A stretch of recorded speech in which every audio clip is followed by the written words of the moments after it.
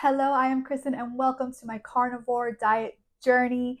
Please make sure to subscribe, like my page, hit that like button, share all the works, comments. I love seeing your comments and what you are going through in your own journey, whether it's carnivore or I'm curious to see what else you're doing and what works for you. For me, I am doing the carnivore diet journey. My main goal was to start this journey because of some health issues that I've had, including microscopic colitis, bloatedness, gut issues, um, anxiety, depression. I've had an extensive amount of things that have just piled on. Inflammation in the hands, kind of almost like arthritis. I have not been diagnosed for that, but it just everything I've researched and feel it's kind of here. I work on the computer a lot with doing client content and doing different things, and so I think that that is probably what that is. It has gotten a lot better since I started the carnivore diet. I have not had a day of depression.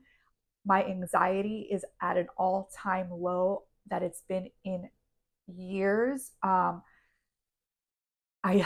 I don't even know how to express that. It's absolutely amazing and crazy all at the same time how doing a specific diet, I've done different ones, and how finding this carnivore diet, I literally thought it was insane. I thought it was crazy. And if you're watching this video and you're just trying to find out about the carnivore diet, you might think it's crazy too. So, a carnivore diet is animal based protein only. That is what you're eating. You're not eating any carbs, any processed foods, or sugars, or anything like that. It's literally animal protein. So, red meat, pork, seafood, chicken, right? Eggs. I do implement cheese, raw cheese if you can find, raw milk if you can find in your location. Unfortunately, it's very, very hard to find here in Miami. Um, I've been trying to research where I can maybe find some raw cheese and raw milk just to give it a try. I would love to actually try it. So if you are in the Miami area and you know where I can find this, please comment below. I would love to not only help out a local farmer, but also be able to try this, right? So those are the things that you can eat. I think I did say eggs, butter, and salt. And the fat is very important when you're doing a carnivore diet. You don't want to do a lot of lean meats. Again, you need to listen to your body. There's no one size fits all for any type of diet. So for me, I found out that I can't have too much rendered fat. When I eat like picadillo, ground beef, and I'm doing it like a ground beef kind of for like taco night, if it's an 80/20, which is what we usually like for burgers, the rendered fat just is too much for my gut.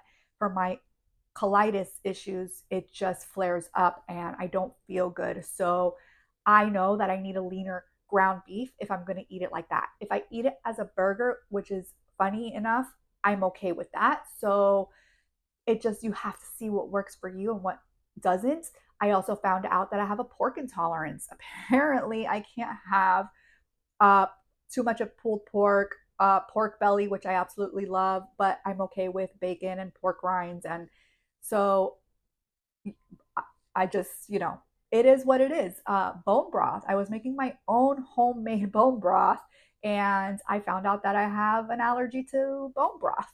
I still have yet to try a beef broth, which is cooked less time. And when you cook it in less time, they say that it's less histamines, which is what's causing my allergies when I do the bone broth. I'm very sad because my bone broth, I want to pat my own back, but it was really good.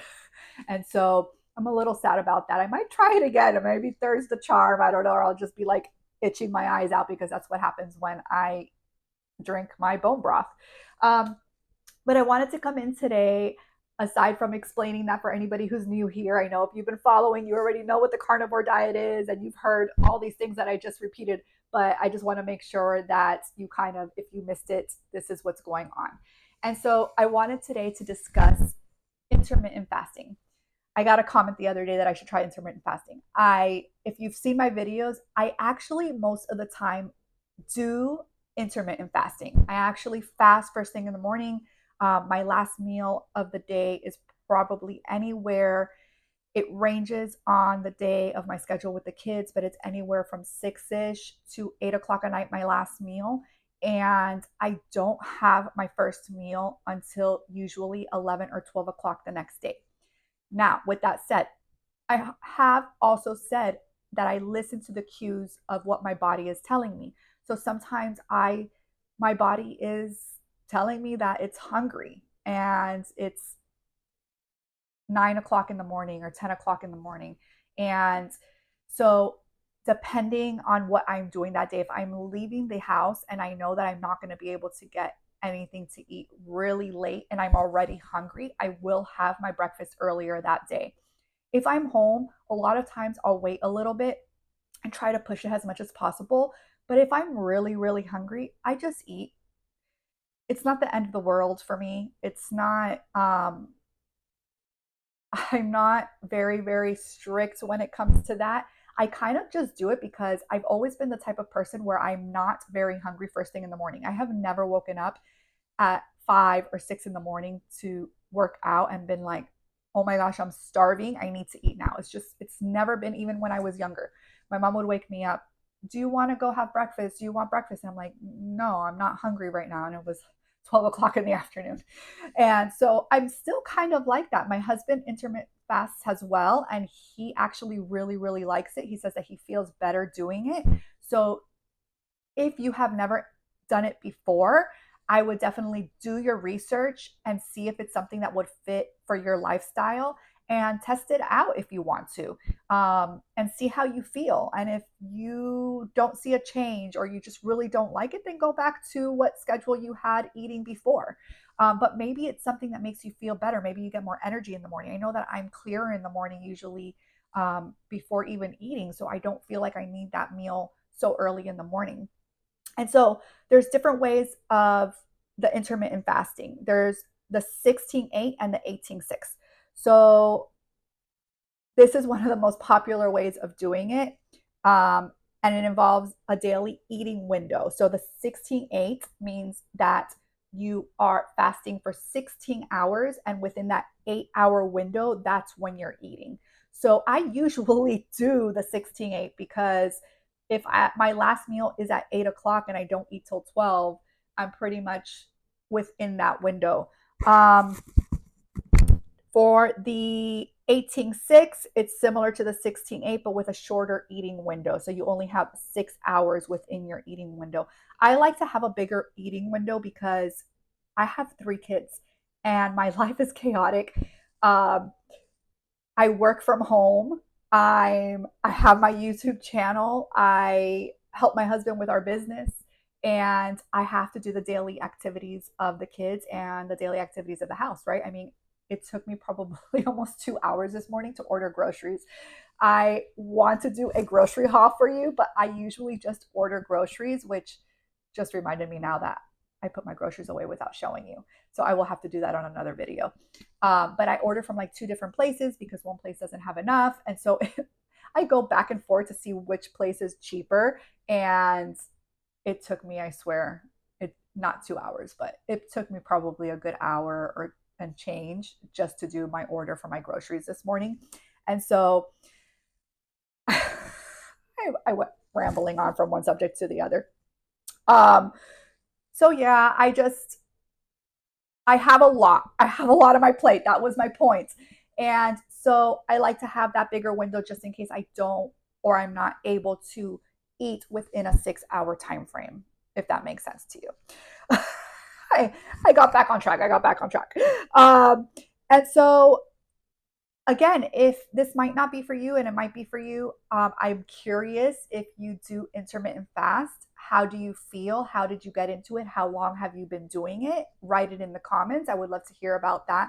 And if you've been thinking about doing it, love to hear about that. If you have questions, ask me.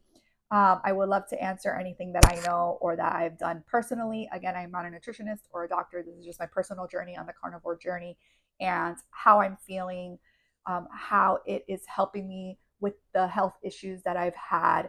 And I did lose weight on this journey. You can check out that video. I did a video of how much weight I lost and the fat percentage, and in the description, I put all the stats. So if you want to check that out, go ahead. And I will probably do another weigh in at the 60-day mark. I have not weighed myself since the 30 days. And mostly because one, I don't believe in the scale. I think that the scale distracts you when you are on a journey of weight loss. And I, right now, in my time, in my journey, I am not on a weight loss journey. I did a lot of my weight loss journey after having my after having my second baby is really when I started, because my weight was just not going down and I had pretty much of what we call a muffin top, and it was not going away, and I had gained a lot of weight with my second baby and my body changed a lot. So that's really when I started my weight loss journey, and I did lose the weight and I got pretty fit, and I was, working out at least 5 to 6 times a week, and I was eating relatively healthy, of what I thought was healthy. And I did good. And then I started to gain a little bit of weight back. I will gain a little bit, lose a little bit, and stay kind of very consistent with my weight that I wanted to be at. And after having my third baby, I worked out throughout my entire pregnancy, which felt amazing. It's the only pregnancy that I had that I worked out throughout my entire pregnancy, and I ate relatively healthy, and I felt the best that I could through my pregnancy. And so after having my third baby, I gained a good amount of weight as well, still, even though I was working out, not as much as my second, but I still had gained weight just naturally, as you will when you are pregnant. And so I went back to eating a little bit healthier and working out, and I did lose a good amount of weight. But before I started the carnivore journey, I still had like a belly, and I still would feel bloated. That, I kid you not, and I wish, I'm going to look through my camera roll to see if I have a picture of how I would look, because I swear it looked like I was 3 months pregnant. Sometimes my husband would freak out. Are you sure? Like, what's going on? I'm like, I'm just super bloated today. I don't know why. I didn't wake up this bloated in the morning, and on and on and on. And I just, I didn't know what to do. I noticed some foods were causing more bloatedness and more gassiness than usual. As I started to dwindle down and eat a little bit, even, more low carb. And so I did notice some things that were affecting me, but it really didn't go away until I started the carnivore journey. And I no longer feel super bloated. Um, Very rare do I have a little bit of gas. The other day I had a little bit, TMI. I'm not sure exactly what was causing it. And my bowels have been normal until yesterday. Yesterday, I did have two that were soft, not diarrhea, not watery, like when I have my colitis issues, but just soft. So just keeping an eye on that. I'm not sure exactly what changed that was causing that in my stomach, but I did notice that. Um, but overall, I have to say that it's a huge, huge improvement even in that area. So I am continuing on. Today is day 54. Tomorrow will be day 55, if you can count. And I am slowly reaching day 60. So I will do my weigh in just to see what happens. But again, I am not here for a weight loss journey for me. But if you are, I definitely do not recommend weighing yourself all the time. It could just distract you and make you feel like it's not working. I just replied to somebody today about how they were showing that they only lost a little bit and then they weren't really losing. And so they were getting distracted because they were weighing themselves every week. And when they went to put on a new pair of jeans, they dropped the size. So sometimes it's not about the scale, the number on the scale. It's about, how do you feel? Does your clothes fit you good now? Do you need to buy new clothes because you're smaller? Do your measurements, do before and after pictures, because pictures can tell a million words versus like what the scale is telling you. And so that, I highly recommend that as well. So back full circle, it's going great. Intermittent fasting, check that out, do your research. I would love to hear anything that you have to tell me about that in the comments. And before and after pictures and measurements, and just, how do you feel? That is the most important. How do you feel? Remember that, because so many times somebody will tell you to do this and this and that this is better or that's better. And at the end of the day, it's how do you feel? And so for me right now in this carnivore journey, day 54, I am feeling good. I am feeling so much more energy than I have ever felt before. I have less anxiety. I have no depression. I have not had depression.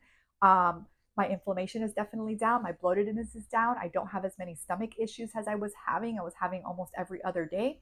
And so these are huge pluses. So say what you want, do what you want, but this is my journey alone. And this is an amazing journey that I get to share with you. I hope that you have a beautiful day, and I will see you again tomorrow.